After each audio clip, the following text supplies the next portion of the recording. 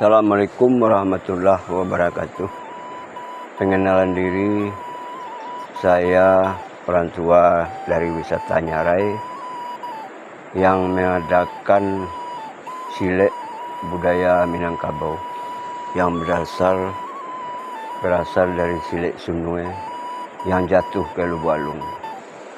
Sebenarnya silat ini untuk sanak kemanakan saudara-saudara, sanak kemanakan mana yang berminat dari seni budaya kita Minangkabau, termasuk Padang Pariaman yang saya cintai.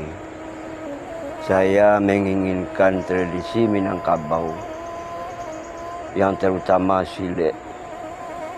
Silek itu tidak kita sia-siakan, jangan sampai diabaikan.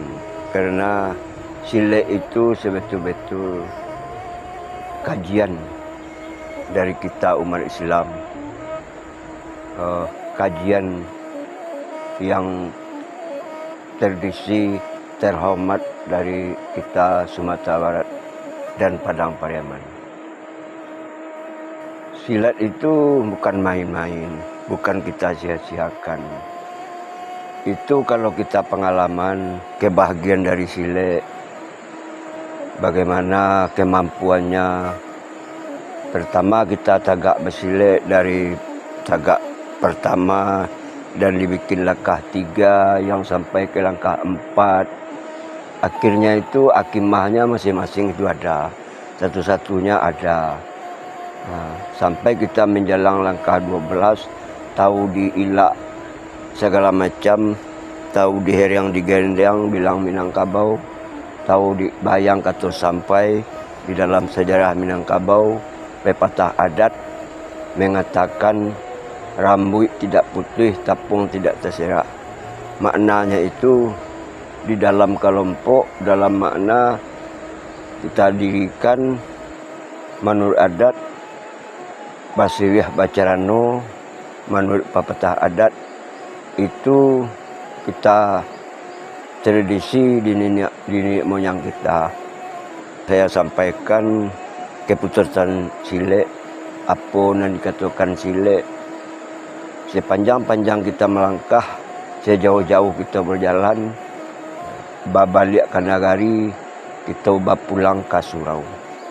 Itu makna hakimah itu kita perbaiki besok, dan kita pelajari dan kita renung-renungkan sepanjang hari bagaimana kemampuannya, sampai di mana perbuatan itu bersangkut tidak ke agama, berjadi tidak di dalam tubuh kita, satu tidak perjalanan kita.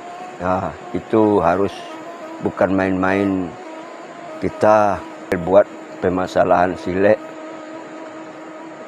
yang kita peroleh di Minangkabau, tambahan di Padang Pariaman.